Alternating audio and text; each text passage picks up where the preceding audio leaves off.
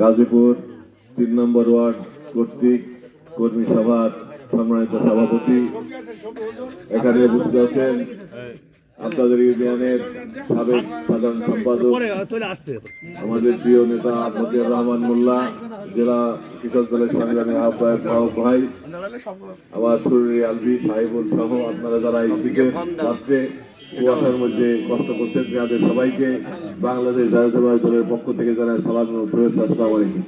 বন্ধুরা, আমার সর্বপ্রথমেই আনার মোল্লা যে কথাটি বলল যে আমি নাকি মেহেরপুরের মঞ্চে ছিলাম, যাইনি বন্ধুরা।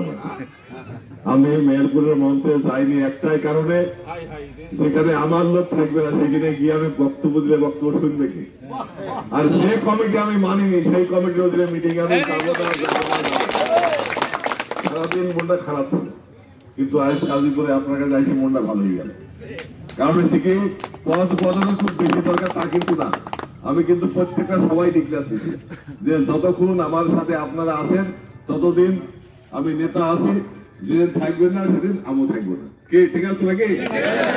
ঠিক আছে, আপনাদের ভালোবাসায় সিক্ত হয়ে আজকে সারাদিনের কষ্টটা দূরে গেল। তবে আজকের যে সভা, জনসভা মানে কেন্দ্র ঘোষিত জেলায় জেলায় যে সভা দেখছি আমরা, কিন্তু সারা বাংলাদেশের মধ্যে সবচেয়ে ছোট এবং কম এবং একেবারেই আপনার খারাপ জনসভা হয়েছে এই মেহেরপুরের জনসভা। মানে জনসভায় এই আপনাদের বসি নাই, মানে 3 হাত দূর লোক বেশি আছে, তাও বিল পূরণ হয়নি। মানে একটা মানে হাস্যস্কর একটা সবাই, আমরা যে পিঠতলা মাঠে জনসভা করলাম বুঝছেন, ওইরকম জনসভায় হয়নি ভাই। সেক্ষেত্রে আমরা যে 17 বছর সংগ্রাম করলাম তার ফল কিন্তু একটু হলেও পাওয়া গিয়েছে, যে মানুষ আমাদের ভালোবাসে বলি ওখানে যায়নি নাকি? সেক্ষেত্রে দুঃখ পাওয়ার কষ্ট পাওয়ার কিছু নাই। 17 বছর আমেরিকার বিরুদ্ধে সংগ্রাম করেছি, আর 1 বছর না হয় আমার দলের মানুষের বিরুদ্ধে সংগ্রাম করবো নাকি? মানে হাইব্রিডদের বিরুদ্ধে সংগ্রাম আর 1 বছর করবো নাকি ভাই? সংগ্রাম চালাইতে হবে, কারণ এই গাজীপুর হচ্ছে বিএনপির ঘাঁটি। এই ঘাটের একটা কর্মীকে কেউ যদি খারাপ কথা বলে, আমার একটা কর্মীকে কেউ যদি কটু কথা বলে, তার তাৎক্ষণিক জবাব দেওয়া বলতে হবে। কারণ 24 ঘন্টা পর বিশ্রাম লোক, 24 ঘন্টা মানে রাত দিন 24 ঘন্টায় সেবা আমি দেব। যে যখন যে অবস্থায়, সেদিন আপনার মার্জেল ভাই বাড়িয়েছে ব্রজপুরে, রাত 12:30 ফোন করে বলছে, ভাই শিশিরপাড়া আমাদের একটা নাতনির বিয়ে হয়েছে, সেই মেয়েটাকে মাইরে তাই দিছে, আমরা আসছি নিয়ে আনবো। আমি রাত 1টা পর্যন্ত জায়গা থেকে থানার পুলিশ দিয়ে তার বাড়িতে পাঠিয়ে সেই মেয়েকে নিয়ে তারপরে সে বাড়ি আসছে। সেক্ষেত্রে আমি যদি আপনাদেরকে এই সেবাটা না দিতে পারি, তাহলে কি রাজনীতি করার সার্থকতা আমার আছে? না, আপনাদের এই শীতে কষ্ট করে বসে থাকার সার্থকতা আছে? আপনি রাজনীতি করছেন একটাই কারণে, যে বাবলু ভাইয়ের কাছে, মাহবুব ভাইয়ের কাছে, মতি মোল্লার কাছে কোনো সমস্যা নিয়ে গেলে সেই সমস্যা উদ্ধার করতে পারুক আর না পারুক, সে সর্বাত্মক চেষ্টা করছে নাকি ভাইজান? সেই ক্ষেত্রে এই সর্বাত্মক চেষ্টাটা পারে।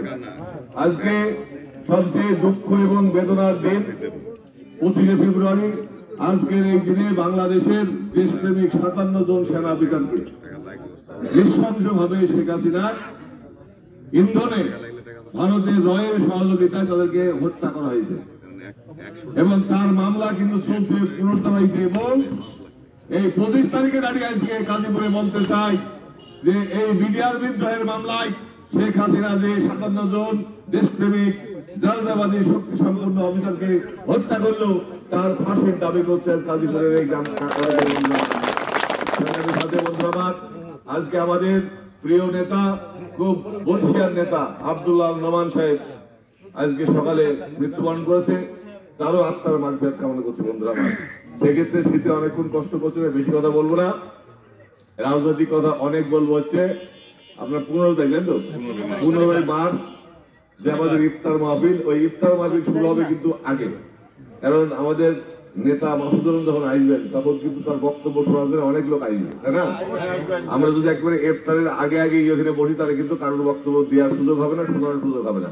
সেক্ষেত্রে ওই দিনটা একটু স্পেশাল দিন হিসাবে সবাইকে আমন্ত্রণ জানাতে হবে, ঠিক আছে?